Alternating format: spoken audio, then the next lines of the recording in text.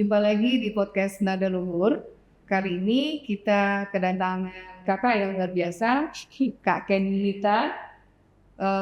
Panggil kakak aja, soalnya masih imut-imut. Kak Ken ini kebetulan hadir di sini karena menulis buku yang berjudul Dear Husband, You Lost More Than Money.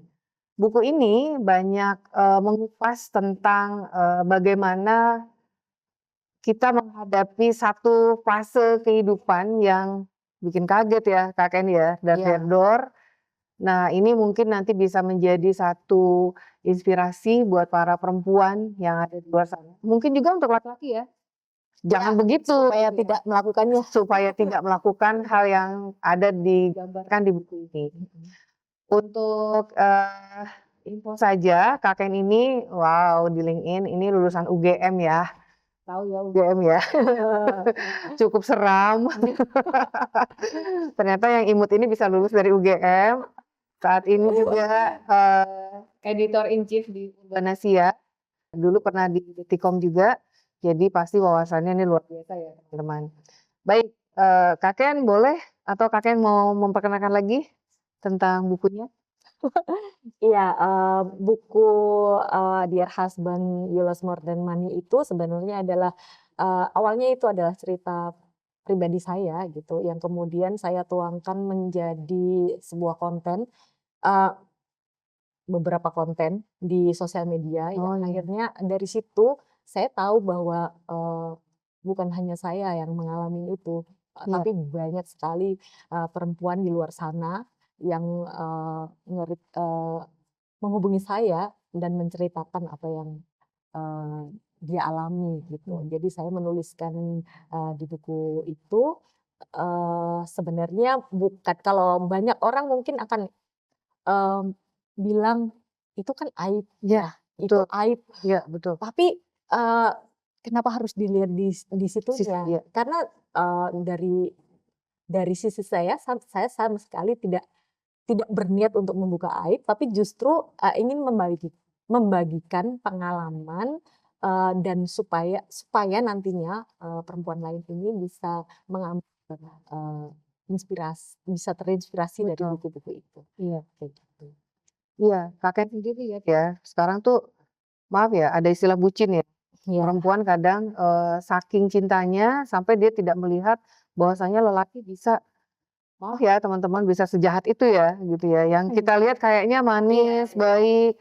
Terus apalagi mungkin background kita tidak pernah tuh ketemu lelaki seperti itu gitu ya. Di keluarga kita tidak ada yang seperti itu sehingga kita tidak aware ya. Iya. Bahwasanya ternyata yang kita anggap bisa melindungi, yang mencintai kita justru malah melukai kita yang paling dalam gitu ya. Nah, di buku ini juga Kakak tulis itu ya? Iya, karena pada dasarnya tepat sekali pengalaman saya seperti itu. Karena judi itu dari saya kecil, dari lahir sampai saya dewasa, keluarga saya nggak ada yang terpapar judi gitu. Jadi apapun ada sih ciri-cirinya.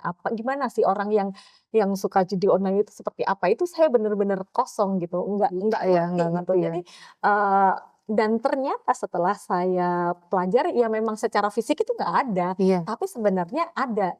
Kalau misalnya saya ngelihat lebih dalam gitu sebenarnya ada. Dan itu semua saya tulis di buku saya. Oh iya ya.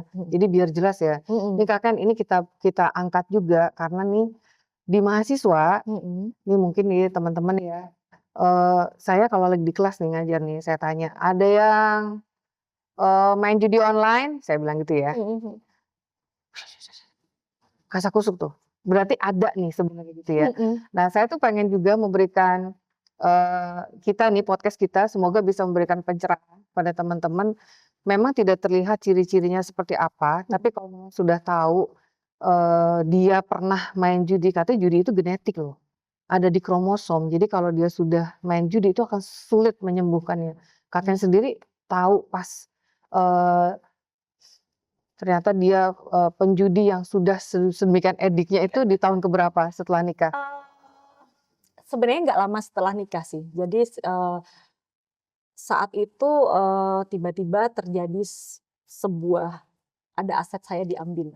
Oh gitu. Ada aset saya diambil dia gadaikan, terus kemudian kayak saya tanya, aku awalnya Bohong pasti ya. bohong pasti kan, Hmm. karena mereka itu pasti Karakternya. tuh pasti akan Iya. judi itu kan pembohong. Betul. Jadi kalian dia akan muter-muter, Iya. tapi akhirnya ngaku juga. Hmm. Dan saat itu juga minta gimana pun caranya supaya itu diambil. Saya nggak mau aset saya untuk hilang gitu Iya. ya. Terus kemudian dia mencari bantuan ke ibunya, gitu istilahnya. Terus akhirnya aset itu balik gitu. Jadi intinya kalau misalnya kalau saya sendiri ya taunya karena memang bener-bener kayak terjadi sesuatu. Jadi bukan karena saya melihat ada ciri-ciri apa nih, kenapa nih. Padahal itu sebenarnya kalau saya mungkin lebih aware, itu sangat terlihat sebenarnya. Iya, iya. Tapi memang harus ada keterbukaan dan itu semua saya tulis di bukunya. Salah satu yang saya jadi perhatian saya itu adalah keterbukaan soal keuangan. Karena seorang penjudi itu saya nggak mengeneralisir ya, tapi kayak kebanyakan dia pasti punya masalah keuangan. Iya. Pasti slicknya dia itu pasti merah, hitam, maksudnya Iya. hitam. Maksudnya kena kalau dulu istilahnya BI checkingnya Iya, kena BI gitu. checking, iya. Kayak gitu. Udah pasti. Karena kenapa? Karena seorang penjudi itu pasti akan berjalan bersama dengan pinjol. Iya. Makanya ketika dia judi dia pasti pinjol. Iya. Gitu. Dan Padahal kan tawarannya sedemikian gencar ya. iya, Gitu ya. jadi dia mendapatkan duitnya gampang, terus kemudian untuk judi, dan kemudian dia kalah, dan kemudian judi lagi, dia pinjol lagi, judi lagi, pinjol lagi, sampai akhirnya dia itu habis gitu loh.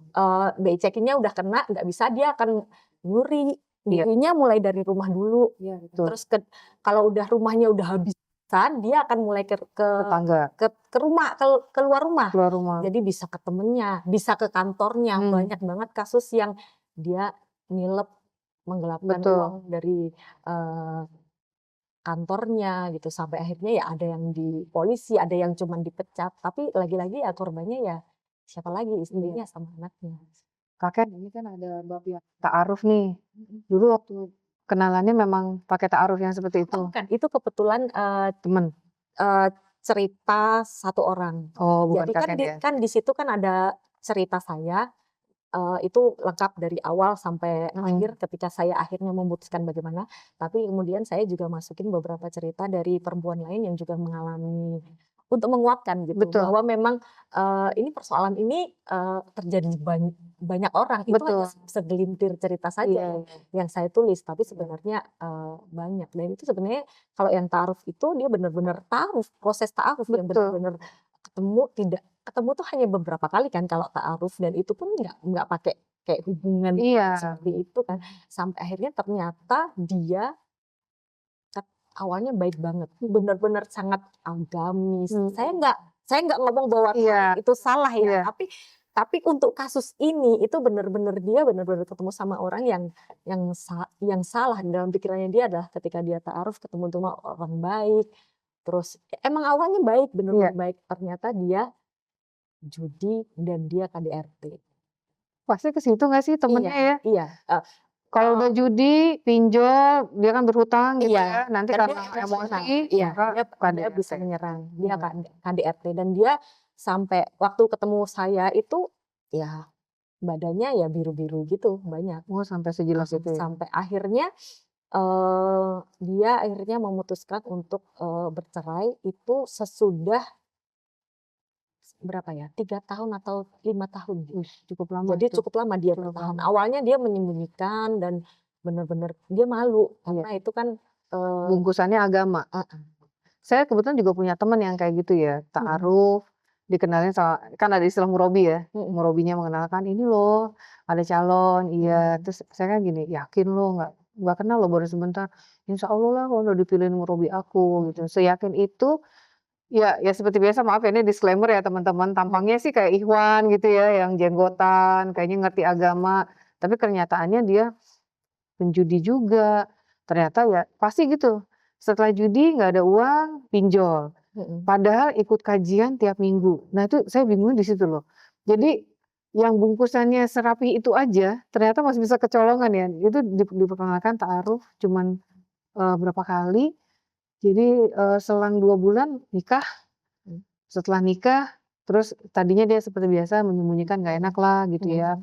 Berharap kan biasa nih kalau udah salah, maaf ya apa segala macem gitu, dimaafin kasih kesempatan tapi gitu lagi sampai akhirnya pas udah mulai KDRT nyerah, bertahan 3 tahun. Kalau 5 tahun berarti top banget itu ya. Iya. Kakek sendiri kemana akhir bertahannya berapa lama? Masih? Sebenarnya saya masih gitu, tapi saya telah melakukan beberapa hal yang mana untuk melindungi diri. Sebenarnya kalau kita bicara soal judi itu kan sesuatu yang kadang-kadang nggak kelihatan kan, kayak kalau kekerasan kan tiba-tiba ada Iya, bekasnya atau apa. Tapi bukti. kalau judi ini kan kadang-kadang nggak kelihatan bekasnya. Terus kadang-kadang banyak perempuan itu yang dilematis gitu ya, karena dari sekian ini misalnya ada satu sosok laki-laki, dia tuh baik banget, dia perhatian, dia mungkin love language-nya sama, memenuhi apa yang diinginkan sama si perempuan, tapi hanya satu yang dia kekurangannya, yaitu judi. Jadi banyak perempuan yang akhirnya saya masih bertahan karena ya dia baik, dia begini, dia begitu, atau mungkin dia nggak tega sama anak. Nah ini sebenarnya inti dari buku itu. Terserah kalau kamu mau bertahan ataupun mau cerai ataupun mau berpisah itu ya. Tapi intinya adalah gimana caranya kamu melindungi diri. Jangan sampai kamu ikut tenggelam, jangan sampai kamu ikut rumus gitu ke dalam lubang yang akhirnya membuat kamu bermasalah sendiri gitu. Jadi intinya adalah gimana caranya supaya dia tetap bisa berdiri dan bisa menyelamatkan diri, hidupnya tidak hancur hanya gara-gara memiliki suami penjudi. Kalau misalnya punya suami penjudi dan tidak mau berubah, ya sudah, tinggal sekarang pilihan kamu adalah melepaskan dia atau tetap dan menerima, tapi kamu melindungi diri, kasih batasan lah. Intinya kayak gitu. Harapannya sih perempuan bisa secerdas itu ya semuanya itu. Kan kebanyakan karena, aduh aku kan nggak kerja, ntar aku gimana kalau ataupun kalau misalnya kerja, saya punya temennya yang sebucin itu loh Kak. Saking bucinnya udah tahu nih, kan suka main tangan atau apa, tapi masih juga bertahan, abis kalau aku pisah, kayak mana lah orang tuaku, kayak mana, masih pertimbangannya itu. Karena kalau dengar cerai atau apa tuh mungkin dianggap tabu atau gimana. Iya. Nah itu kadang yang membuat kita perempuan berpikir, ya udahlah nggak apa-apa. Banyak banget alasan yang itu ya, misalnya nanti takutnya orang tua kepikiran, sakit, atau mungkin satu lagi pandangan orang, pandangan Nah itu tuh ya, stigma janda itu kan masih sangat dianggap jelek. Padahal kan sebenarnya ya kalau dia untuk menyelamatkan dirinya kan apa salahnya gitu kan. Betul. Tapi oke, kita nggak akan saya di buku itu akan meminta atau ngejudge atau apapun. Kalau memang nggak bisa berpisah, ya sudah tidak apa-apa. Tapi jangan biarkan kamu tenggelam. Gimana caranya supaya kamu bisa bangkit dan kamu bisa melanjutkan hidup dengan ya mungkin memang tidak ideal ya, tapi setidaknya kamu tidak terjerumus itu. Karena kan karena terlalu bucin cintanya sama orang, harusnya pikirkan dulu kamu di posisi saat itu kalau suami penjudi, lalu dia kena pinjol, lalu apa, harta kita juga ikut ke bawah habis. Padahal waktu masih gadis misalnya mapan gitu ya. Pas begitu nikah malah mudah-mudahan ya kalau nanti buku ini bisa terbaca lebih banyak lagi. Kakek tadi aktif di IG ya? Di IG juga sama banyak di-mention tentang buku ini. Iya. Sebenarnya sih pengennya ini dibaca lebih banyak orang supaya ya itu tadi orang tuh bisa kebuka inilah apa namanya berpikir bisa lebih logis lah, walaupun memang susah banget ya kadang-kadang untuk bisa untuk ya sekarang satu contoh kecil aja untuk tega untuk tidak membantu. Sekarang kan kalau misalnya penjudi dia udah kelilit pinjol, itu dia biasanya akan minta istri kan untuk membantu membayar, entah memakai uang istri ataupun memakai nama Aset. istri Oh, nama. untuk Oh utang iya, betul kayak betul. gitu. Nah itu kan Iya, kekerasan finansial betul. sebenarnya. Iya. Nah kayak gitu. Tapi perempuan nggak tega kan untuk menolak Iya. gitu. Ya Tapi susah, waktu sebelum nikah itu nggak terbaca ya ada kalau dia tuh ternyata penjudi gitu. nggak terbaca sama sekali. Nggak kelihatan dia Nggak belum menampakkan. Karena ya kalau misalnya boleh jujur ya mungkin salah saya juga karena saya tidak terbuka soal keuangan. Saya tidak membicarakan soal keuangan sebelum menikah. Dan makanya itu yang menjadi salah satu judul bahwa memang soal finansial, soal keuangan itu kamu sebaiknya terbuka dengan calon pasanganmu. Kesannya memang tabu ya, tapi itu demi keselamatan sendiri gitu. Iya. Jadi kayak misalnya ketika kamu tanya atau terbuka soal di masing-masing itu bukan karena kamu ingin menguasai atau bagaimana, tapi ya karena memang kira-kira dia mampu nggak sih menghidupi keluarga ini. Terus kemudian membicarakan soal utang. Apakah kamu punya utang? Apakah enggak? Terus kemudian utangmu itu buat apa? Ketika dia bisa menjelaskan dengan utangnya buat ini. Tapi ketika utang itu tidak jelas dan banyak, nah itu perlu sebenarnya perlu diselidiki lebih lanjut. Ini sebenarnya untuk apa? Gitu. Nah itu mungkin kesalahan saya yang itu mungkin saya bagikan. Yang kemudian nanti mungkin buat orang lain, perempuan-perempuan lain ya terjadi gitu. Iya, sekarang kan ini dalam bentuk PDF juga ada ya? Memang dalam bentuk PDF ya? Iya, kadang tuh saya aja pernah gini Kak Ken, ada dulu buku Chicken Soup ya, Chicken Soup for the Soul, ada yang khusus buat perempuan, buat anak dan sebagainya gitu ya. Kadang baca selintas begitu saja, tapi ada juga yang, oh iya ya, pas gitu ya. Nah buku Kak Ken karena chapter-chapternya mungkin ada satu 2 chapter yang audiens nanti membaca, iya ya, kenapa aku nggak kok relate ya gitu, oh iya ya, kenapa gua begini, kenapa gua mestinya nggak begitu gitu ya. Nah itu jadi sebuah catatan menarik gitu bahwasanya kalau jadi perempuan bukan hanya ya cinta aja, bukan hanya apa ya, sebegitu mengabdinya kepada suami kan yang kita tadi sempat bahas ya. Perempuan harus taat sama suaminya, pasangannya. Apalagi kalau budaya patriarki kita yang sampai Masih kita cukup kental. iya, sampai kita tuh dijuluki fatherless country nomor 2 di dunia ya. Iya. Sampai nomor 2 di dunia saking karena apa-apa ya udah sama ibu, ya udah sama ibu. Tapi giliran ada kasus kayak gini, ibu ditarik juga. Mestinya bapak bertanggung jawab gitu ya. Iya. Kakak nih nulis ini berapa lama buku ini? Saya start di bulan Agustus atau Juli akhir gitu. Tapi kuat ya nulis ini ya. Itu pun dengan ya karena kalau buat saya menulis itu adalah salah satu proses healing gitu. Jadi dengan menulis saya kan menuangkan apa yang selama ini ada dan cuman berputar karena seperti yang saya bilang bahwa memiliki gini loh, kalau kan orang lain bilang ngapain sih kamu menyebar aib suami, itu bukan aib suami aja, itu aib istri juga gitu. Jadi istri juga malu kan istilahnya. Jadi karena rasa malu itu saya nggak bisa cerita sama siapa-siapa. Ini kan sensitif banget kan. Iya, betul.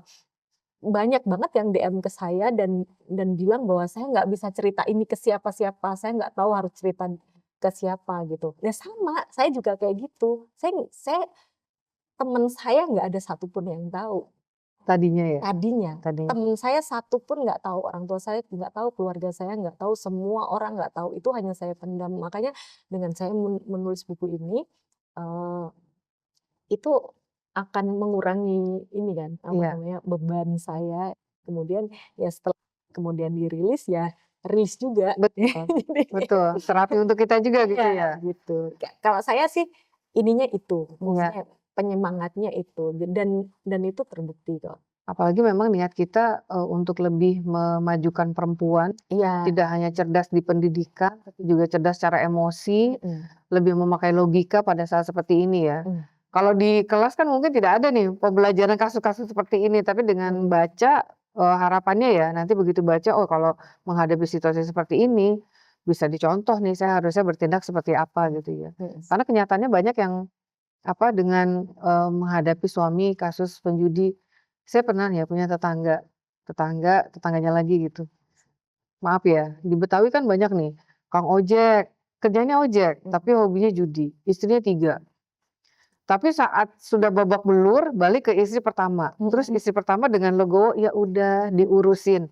Nah itu contoh-contoh seperti itu, jadi role model ke tetangga yang lain yang, oh iya ya, yang nggak Dia aja bisa. dia aja bisa, udah kita terima aja.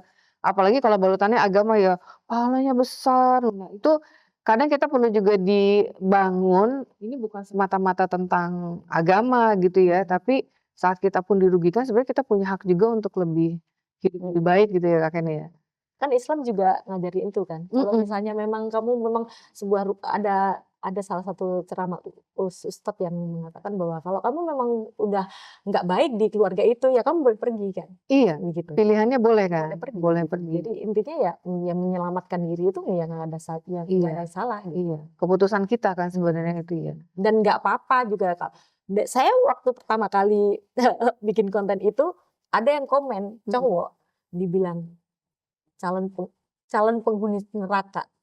Dibilang Gitu ya? gitu. Karena ya orang yang istri yang menggugat cerai suami itu dianggap itu. Jadi kayak padahal kan konteksnya adalah kalau kita bicara ya bukan istri yang begitu. Kalau istri itu dizolimi, disakiti ya dia berhak dong menyelamatkan diri. Kecuali kalau dia memang nusus dia memang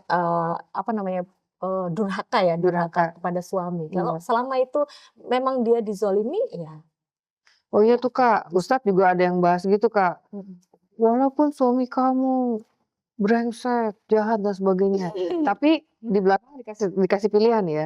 Kamu bisa tetap taat kepadanya dengan berharap pahala dari Allah atau meninggalkan.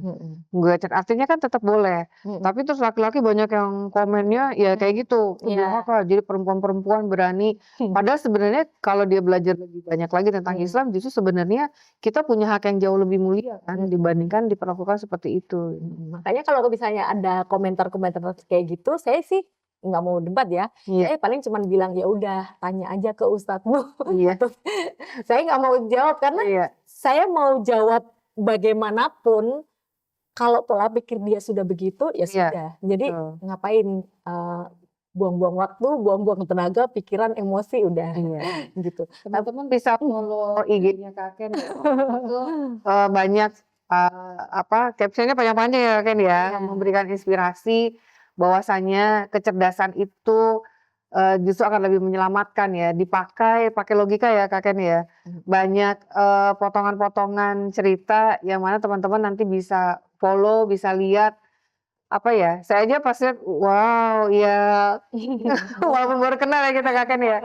Tapi memang saya sendiri gemes ya, banyak banget perempuan-perempuan bahkan nggak tahu ya apa karena paparan HP, paparan gadget sedemikian besarnya.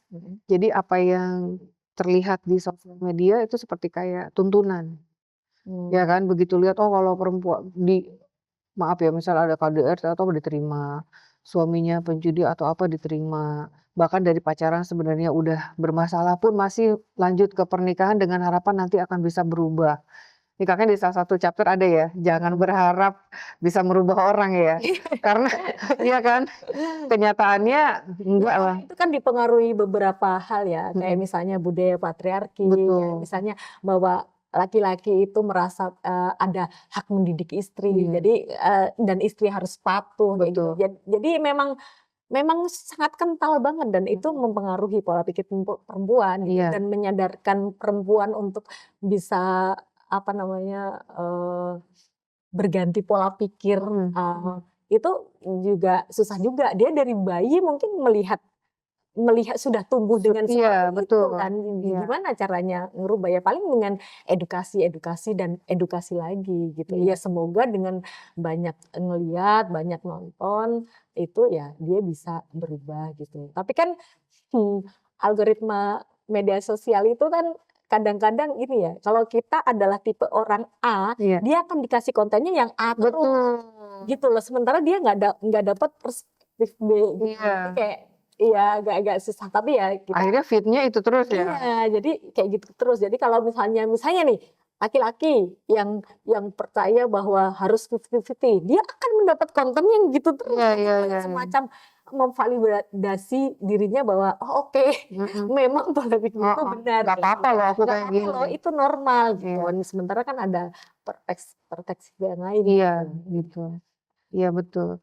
Ini juga ya, tapi secara psikologis keganggu nggak kemarin pas tahu suaminya? Iya, pasti keganggu lah. Saya kan saya harus bertemu psikolog beberapa kali Enggak. untuk ya karena ya itu tadi saya tidak bercerita ini dengan siapa-siapa, jadi saya harus berkonsultasi dengan ahlinya karena saya nggak mau gila. Iya betul. Saya nggak mau gila, jadi saya harus paling enggak bercerita lah kan psikolog kan lebih ke bercerita ya, tapi saya nggak sampai harus ke psikiater untuk minum obat atau terapi yang tertentu, tapi setidaknya saya menemukan teman untuk yaitu psikolog itu. Tapi hanya beberapa, terus ya sudah akhirnya saya mencoba untuk salah satunya dengan menulis buku itu, Menulis ya. sama bikin konten. Iya, iya, iya. Tapi pasangan juga sudah normal. Dalam arti saya membuat konten di media sosial dan juga menulis itu atas persetujuan dia. oh iya. Karena dia sebenarnya dia tahu yang dia lakukan salah. Dia tahu bahwa yang bersalah atas ini. Jadi dia juga pengen agar perempuan tidak mengalami ini dan juga laki-laki bisa tahu bahwa ini tuh bisa membuat istri itu menderita loh. Oh iya. Jadi memang tapi untuk apakah sudah sembuh atau belum, saya sendiri juga tidak tahu karena buat saya itu sudah tidak penting lagi. Yang Berarti komunikasinya bagus ya? Iya, Sampai dia pun approve untuk dituliskan di buku, semoga menjadi enlightenment buat yang lain, bahwasanya laki-laki nggak boleh gitu loh, bahwasanya yang seperti dilakukan ini salah. Tapi memang banyak yang gitu Kak Ken, dia tahu itu salah, tapi dia entah kenapa nggak bisa ngelawan gitu. Karena otaknya udah rusak. Iya. Saya itu sejak mengalami itu, saya mencari konten dari dokter mana-mana termasuk dari luar negeri soal kecanduan judi kayak gitu, sama juga ahli yang dari Indonesia. Saya belajar lah dan hampir sama itu omongannya bahwa memang ya otaknya sudah rusak. Jadi dia sendiri bahwa dia sudah tahu dia salah dan dia sudah tahu bahwa ini tuh menyakiti pasangan, sudah tahu dan dia sadar banget, tapi dia tidak bisa mengontrol lagi otaknya. Kayak kalau komputer tuh kayak malware ya, dia tiba-tiba bergerak ke situ aja gitu ya? Iya, jadi kayak nggak tahu dia pokoknya intinya kalau dokter bilang otaknya sudah rusak, jadi dia itu membutuhkan sebuah treatment untuk yang namanya rehabilitasi itu. Tapi kan rehabilitasi itu sebenarnya juga tidak menjamin 100% dia Tidak bisa kembali ya? gitu loh. Karena memang ya tadi Ibu bilang bahwa mungkin genetik itu susah banget kan kayak gitu. Tapi ya kalaupun memang masih mau membantu ya itu bisa lah ya dicoba sih. Tapi ya itu tadi itu pasti membutuhkan effort yang Luar banyak biasa, gitu. iya. Karena harus sabar, harus bener-bener ini. Tapi yang pasti adalah yang mau saya sampaikan buat para perempuan, apapun itu, mau bertahan atau enggak, terus kemudian kamu mau menemani dia rehab ataupun enggak gitu ya. Itu dalam proses itu kamu harus benar-benar melindungi diri. Jadi jangan caranya adalah ada beberapa. Yang pertama itu adalah memisahkan keuangan. Hmm. Jadi benar-benar keep, bukan pelit ya, Iya. tapi benar-benar keep. Kalau memungkinkan, minta suamimu untuk tetap bertanggung jawab Hmm. pada keluarga. Jadi kayak misalnya kebutuhan pokok, kebutuhan rumah gitu, dia harus bisa bertanggung jawab. Kalau misalnya memang dia nggak bisa, ya itu jadi satu tambahan lagi bahwa yang harus kamu pertimbangkan, mau lanjut apa enggak, mau begini posisinya. Terus kalau misalnya memungkinkan, buatlah perjanjian pisah harta. Perjanjian pisah harta sekarang kan bisa dilakukan setelah menikah. Oh Jadi iya, bukan prenup ya. lagi prenup lagi, tapi setelah menikah pun kamu bisa melakukan. Jadi melakukan pisah harta ini akan menjaga asetmu. Jadi dia nggak bisa yang serta-merta untuk ngejual, menggantikan atau gimana. Yang selanjutnya adalah menjaga aset-aset berharga, jangan sembarangan aja. Kamu bisa menyimpannya di safe deposit box, atau mana lah yang kira-kira memang tidak terjangkau sama oleh dia. dia. Karena dia bisa aja mencuri. Iya. Karena saya sudah mengalami, banyak orang mengalami. Jangan sampai kamu menyesal, udah intinya itu. Jangan sampai kamu menyesal saat semuanya sudah habis. Jadi gimana caranya kamu mengamankan semuanya. Karena itu nanti itu yang akan mengamankanmu, itu yang akan membuatmu punya banyak pilihan, itu yang mungkin akan bisa membuat hidupmu dan anakmu bisa tetap jalan walaupun suamimu terjerumus. Memang kalau udah labelnya candu, dia akan menghalalkan segala cara ya. Iya. Mau nyuri kayak mau apa. Iya. Saya juga kebetulan nih, teman saya anaknya sudah candu judi online. Dan sama kayak kakak yang tadi cerita, pinjol juga. Karena dia kan nyari, berapa nih. Saya kebetulan saya dari Fakultas Teknologi Informasi ya. Kita kan kalau bikin program, kan kita yang bikin ya. Misalnya kita bikin sistem nih. Menurut saya ya, judi online itu tolol. Kata dasarnya, mohon maaf ya. Karena apa? Dia kan dibikin ya. Ada algoritmanya. Misalnya if apa, dance apa, else apa. Akan begitu terus. Kalau kamu ada di satu titik menang, sistem itu nanti kan akan berputar lagi, kan pasti berusaha memenangkan bandar dong. Sistem itu akan dibuat memenangkan bandar. Jadi kalau ikut judi online akan terus seperti itu.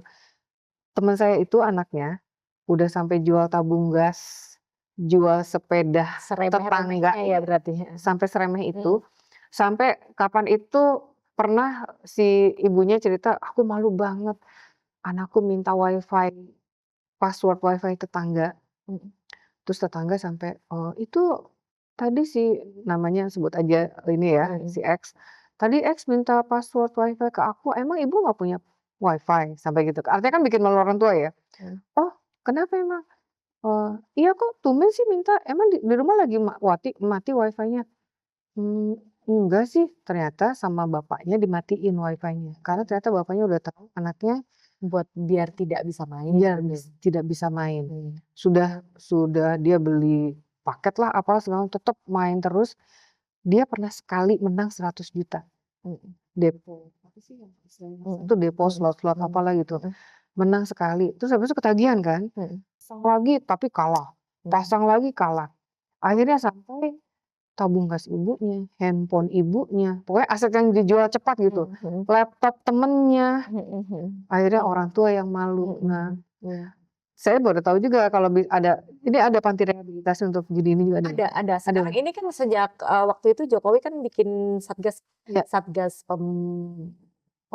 pemberantas judi online gitu. Yang sekarang sih kayaknya udah nggak pernah diomongin lagi sama pemerintah.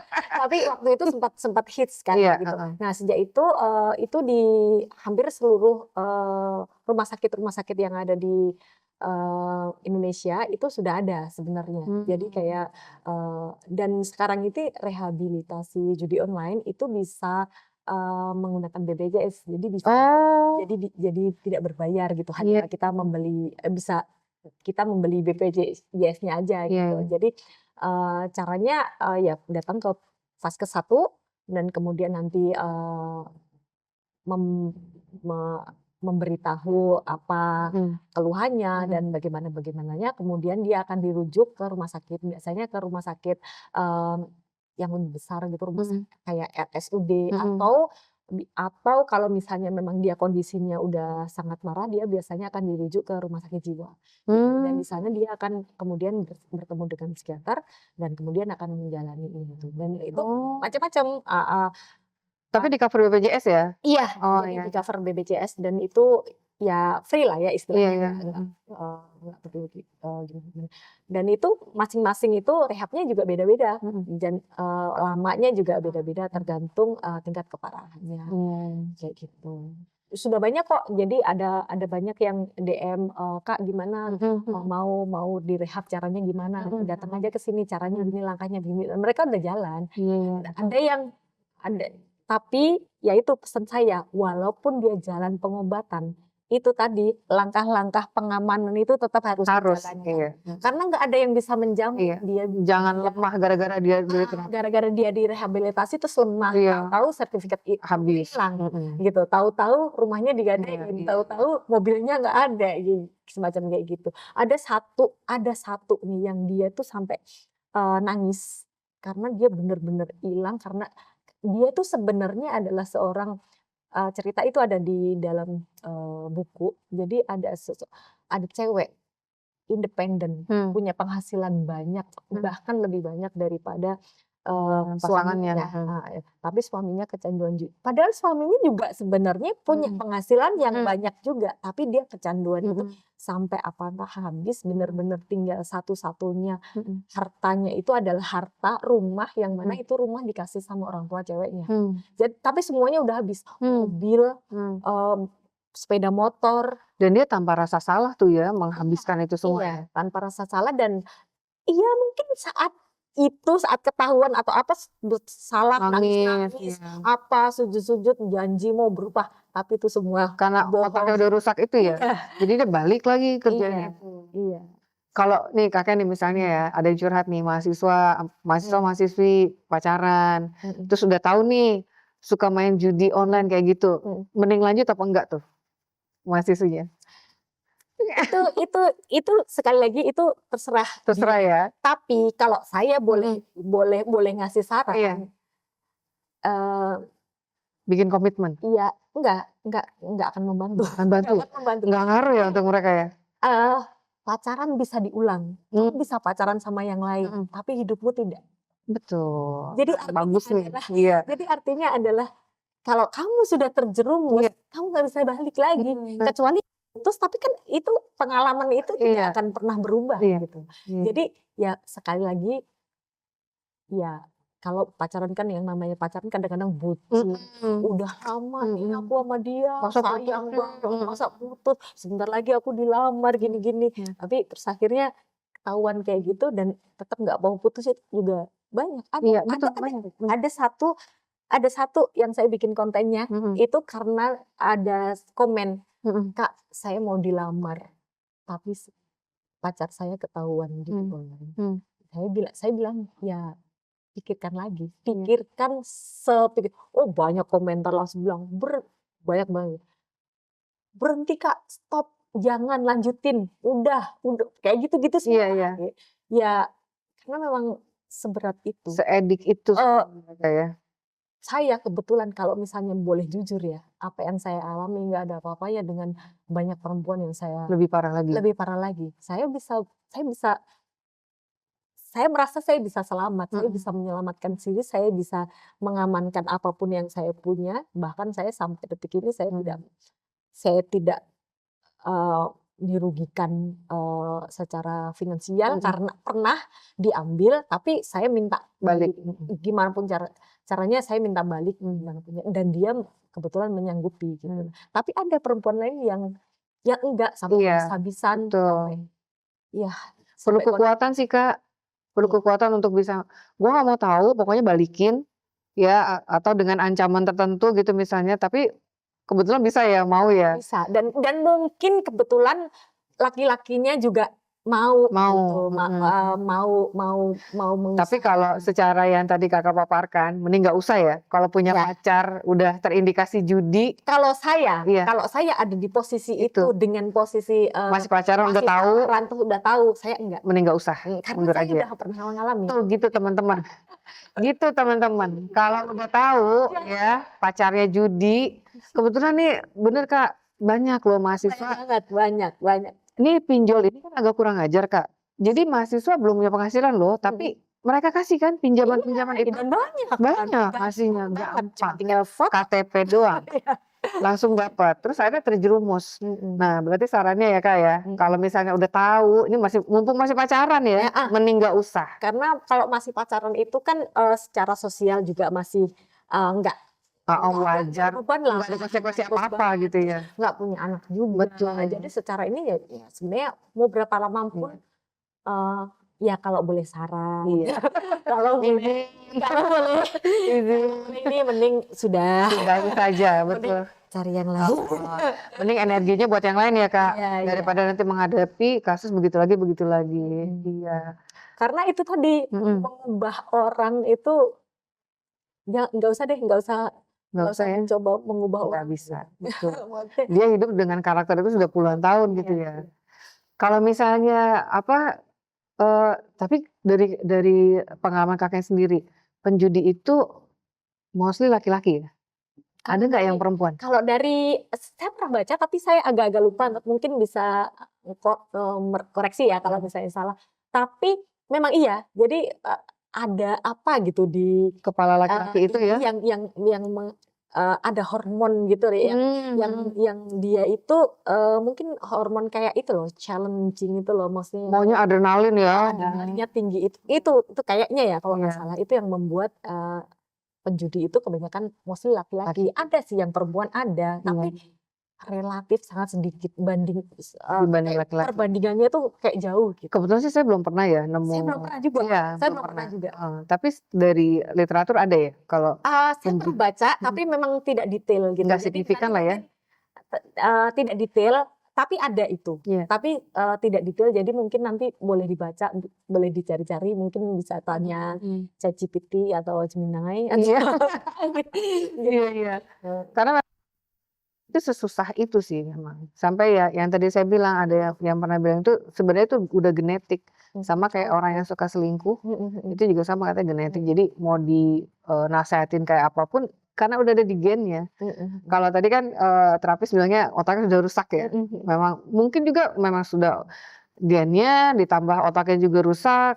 Jadi di satu titik dia, oh iya aku salah ya, aku mau ini, tapi kejadian lagi karena program di otaknya memang sudah berjalan seperti itu. Iya. Tapi sekarang udah aman ya Kak ya? Maksudnya gimana? Yang tadi itu suami apa itu tuh udah judinya lebih ini. Iya, saya nggak tahu pasti ya, karena itu bukan lagi ini saya. Yang penting adalah dia melakukan kewajibannya kepada saya dan dia tidak mengambil apapun dari saya. Dan tapi saya masih melakukan jaga-jaga itu. Yang semua itu saya lakukan sampai detik ini. Gitu. Iya. Kalau dari sini saya melihat pembagian pemisahan ini jadi positif ya. Iya. Karena kan kita juga harus bisa bertahan hidup ya. Kalau misalnya atas dasar cinta ya semuanya ya semua digabungkan atau gimana, atau suami tahu semua bisa punya akses terhadap aset-aset kita. Iya.